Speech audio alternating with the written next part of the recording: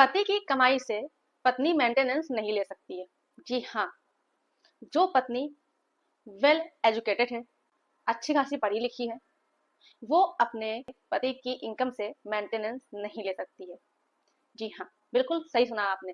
आज हम एक ऐसे जजमेंट की बात करने वाले हैं जिसमें पत्नी के द्वारा जो मेंटेनेंस का केस किया गया था, तो जो मेंटेनेंस फैमिली कोर्ट के द्वारा लगाया गया था, उसे ऑनरेबल हाई कोर्ट के द्वारा कम कर दिया गया। बहुत सारे पतियों के मेरे पास इस तरह कमेंट आते रहते हैं जिसमें ये पूछते हैं कि मैम, क्या मेरा मेंटेनेंस जो लगाया गया है पत्नी के लिए वो कम हो सकता है, क्योंकि मेरी पत्नी पढ़ी लिखी है, जॉब कर रही है, लेकिन फिर भी मेंटेनेंस लगा दिया गया है जो कि काफी ज्यादा है, जबकि मेरे ऊपर मेरे परिवार के और भी लोग निर्भर है जिनको कि मुझे ही देखना है। तो अगर इस तरह से इतना ज्यादा मेंटेनेंस लगाया जाएगा तो हम अपने परिवार को कैसे देखेंगे? जो मेरे ऊपर डिपेंडेंट है, जो मेरे ऊपर निर्भर है, उनको कौन देखेगा? इस तरह से तो हम कर्जे में डूब जाएंगे।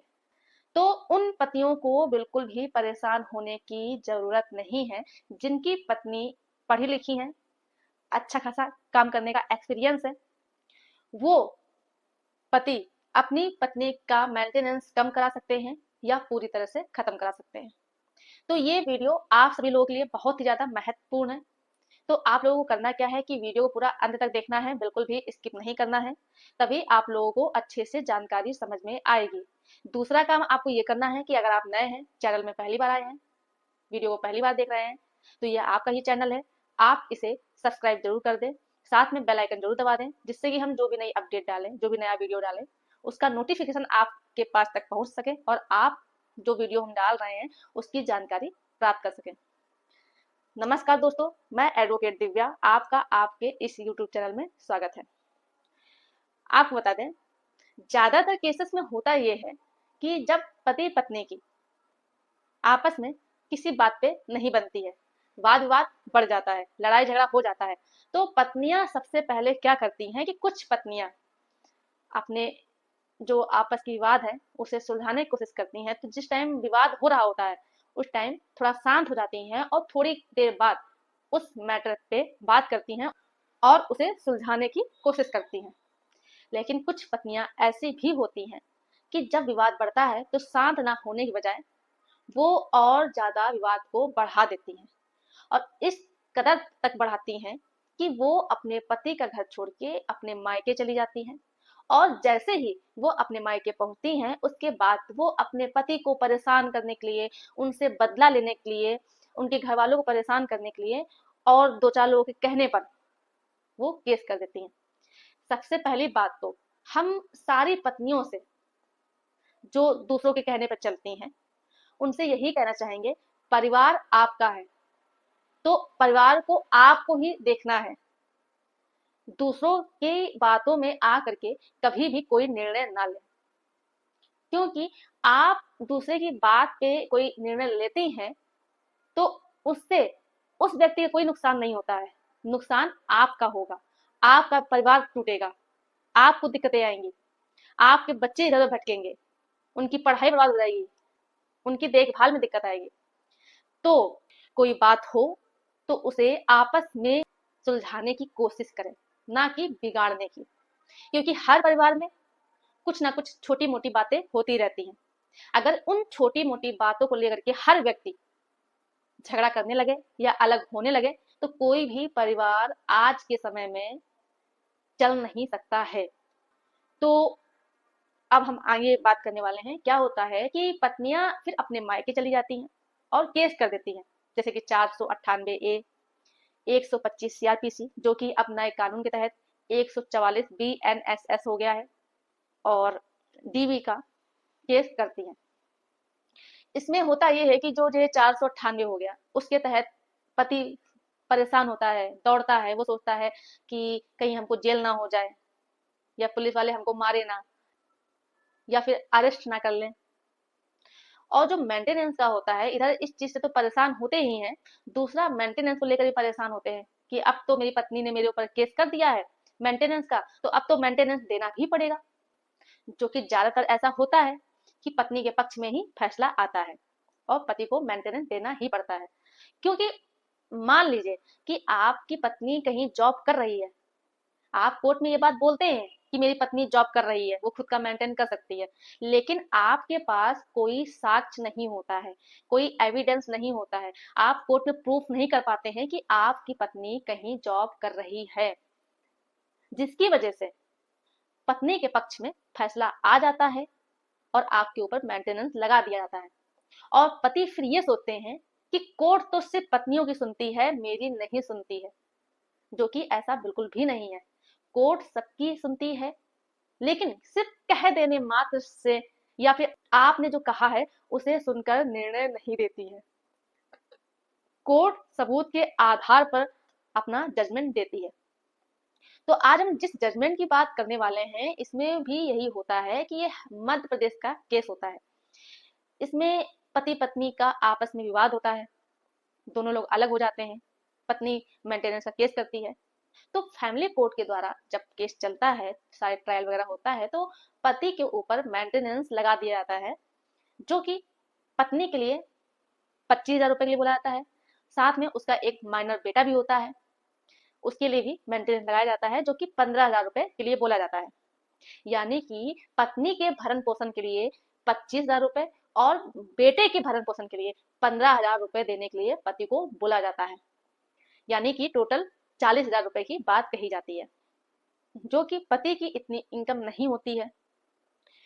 उसके ऊपर उसके माँ बाप की जिम्मेदारी होती है, उसके भाइयों की जिम्मेदारी होती है, उनका भी ख्याल रखना रहता है। तो पति पहुंचता है ऑनरेबल हाई कोर्ट, वहां अपील करता है और वहां अपनी बात रखता है। वो ये कहता है कि मेरी पत्नी अच्छी खासी पढ़ी लिखी है, एमकॉम भी किए है, आर्ट की डिग्री भी है, इसके साथ साथ मेरी पत्नी ने टीवी सीरियल में भी काम किया है और इस टाइम वो डांस की क्लास भी लेती है। तो जब वो इतना अच्छा खासा कमा रही है तो वो अपना मेंटेनेंस भी कर सकती है। रही बात मेरी, तो मैं एक प्राइवेट जॉब करता हूँ, उस प्राइवेट जॉब से जो मुझे सैलरी मिलती है, जो मेरी इनकम होती है, उससे मुझे अपने माँ बाप को भी देखना रहता है, मेरे भाई हैं उनको भी देखना रहता है, इसके अलावा कुछ और भी बाहरी खर्चे हैं जो कि मुझे देखने रहते हैं। तो मेरे लिए 40,000 रुपए हर महीना बहुत ज्यादा है, मुझे मेंटेनेंस देने के लिए बैंक से लोन लेना पड़ सकता है। तो फिर हाई कोर्ट ने सारे फैक्ट को देखा, सारे एविडेंस देखे, सारी बात को ध्यान से सुना। इसके बाद उन्होंने देखा कि पति ने जो बात कही है कि उसकी पत्नी कमाती है, उसको काम का एक्सपीरियंस है, उसने टीवी सीरियल में काम भी किया है, वो डांसिंग की क्लास भी लेती है, लेकिन कोई भी ऐसी बात वो कोर्ट में प्रूफ नहीं कर पाया, यानी कि साक्ष्य नहीं दे पाया कि उसकी पत्नी कहीं काम करती थी या किसी टीवी सीरियल में काम किया है, जिसकी वजह से मेंटेनेंस को खत्म नहीं किया गया। लेकिन कोर्ट ने एक बात और भी देखी कि जब क्रॉस हुआ था तो क्रॉस के दौरान पत्नी ने एक चीज कही थी, वो ये कही थी कि उसने टीवी सीरियल में काम किया है पहले। तो ये सारी चीजें देखते हुए ऑनरेबल हाई कोर्ट जिस नतीजे में पहुंचती है वो ये कहती है कि देखिए, मेंटेनेंस केवल पत्नी पढ़ी लिखी है, वेल एजुकेटेड है, इसके आधार पर खत्म नहीं किया जा सकता है। लेकिन हाँ, पत्नी ने कहीं काम किया है, काम करने का एक्सपीरियंस है, वो काम कर सकती है। सिर्फ पति से पैसा लेने के लिए, मेंटेनेंस लेने के लिए घर में बैठ करके वो सोचे अगर कि हम मेंटेनेंस लेते रहें तो ये पूरी तरह से गलत है। तो ये सारी चीजें देखते हुए कि पत्नी को एक्सपीरियंस है काम का, पत्नी कमा सकती है, उसने काम भी किया है और पढ़ी लिखी भी है, तो उसका जो मेंटेनेंस 25,000 रुपए था उससे कम कर दिया जाता है। और साथ में ये बात कोर्ट कहती है कि पत्नी अगर काम कर सकती है, उसने कहीं काम किया है, तो उसे मेंटेनेंस लेने के लिए घर में नहीं बेकार बैठना चाहिए, सिर्फ पति को ही परेशान नहीं करना चाहिए। पत्नी की भी ये जिम्मेदारी है कि वो अपना मेंटेन करे, अगर वो कर सकती है तो। जरूरी नहीं है कि वो बैठ करके घर में बेकार बैठी रहे, पढ़ी लिखी होने के बावजूद भी, काम का एक्सपीरियंस होने के बावजूद भी वो सिर्फ पति से पैसा लेते रहे, सिर्फ पति को परेशान करने के लिए। तो ये पूरी तरह से गलत है। तो शायद पति जो बात बोल रहा था कि उसने टीवी सीरियल में काम किया है या जो जो चीजें उसने बताई वो प्रूफ कर देता कोर्ट में, तो पत्नी का मेंटेनेंस खत्म भी किया जा सकता था। तो कहने का मतलब ये है कि अगर आप कोई बात कह रहे हैं तो उसे साबित करने की कोशिश कीजिए। उसके पहले आप सबसे पहले साक्ष्य इकट्ठा कर लीजिए, इसके बाद ही कोई अपनी बात रखिए। नहीं तो आप वहां पर केवल चिल्लाते रहेंगे, अपनी बात बोलते रहेंगे, उससे कोई भी फर्क नहीं पड़ता है, क्योंकि कोर्ट में सबूत देखे जाते हैं। दूसरी बात क्या है कि कोई भी व्यक्ति गलती अगर करता है तो कभी भी ये नहीं कहता है कि हमने गलती की है। चोर कभी भी चोरी करने के बाद नहीं कहता है कि हमने चोरी की है। तो इस वजह से कोर्ट कभी भी किसी के कहने पर निर्णय नहीं देती है, वो निर्णय देती है तो सिर्फ सबूत के आधार पर। तो इसमें पति इस चीज को प्रूफ नहीं कर पाया था कि पत्नी टीवी सीरियल में काम करती थी या डांसिंग की क्लास ले रही है, जिसकी वजह से मेंटेनेंस को खत्म नहीं किया गया लेकिन कम किया गया। कहने मतलब ये है कि अगर पत्नी पढ़ी लिखी है तो पढ़ी लिखी होने की वजह से उसका मेंटेनेंस रोका नहीं जा सकता है। तो ये जानकारी आपको अच्छे से समझ में आ गई होगी। जो लोग इस तरह का कमेंट करते हैं कि मेरी पत्नी पढ़ी लिखी है लेकिन फिर भी मेंटेनेंस लगा दिया गया है, वो जॉब कर रही है फिर भी मेंटेनेंस लगा दिया गया है, तो आपको अगर आपकी पत्नी जॉब कर रही है तो इस चीज को साबित करना पड़ेगा कि आपकी पत्नी जॉब कर रही है। और दूसरी बात, केवल पढ़ी लिखी है, उसको किसी काम का एक्सपीरियंस नहीं है, उसने कहीं काम नहीं किया है, तो इसके आधार पर मेंटेनेंस खत्म नहीं किया जा सकता है। हाँ, कम जरूर किया जा सकता है।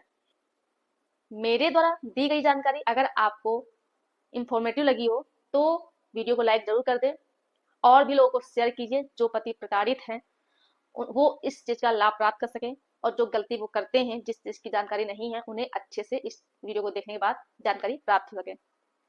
तो वीडियो अगर पसंद आई हो तो लाइक कर दें, और चैनल को अगर अभी भी आपने सब्सक्राइब नहीं किया है तो आपसे प्लीज रिक्वेस्ट है कि चैनल को सब्सक्राइब जरूर कर दें। और जो भी लोग मेरे वीडियो देखते हैं, अगर आप लोगों को किसी चीज से लेकर समस्या है तो आप मुझे कमेंट कर सकते हैं। हम कोशिश करेंगे कि हम आपके प्रश्नों का जवाब दे सकें। धन्यवाद।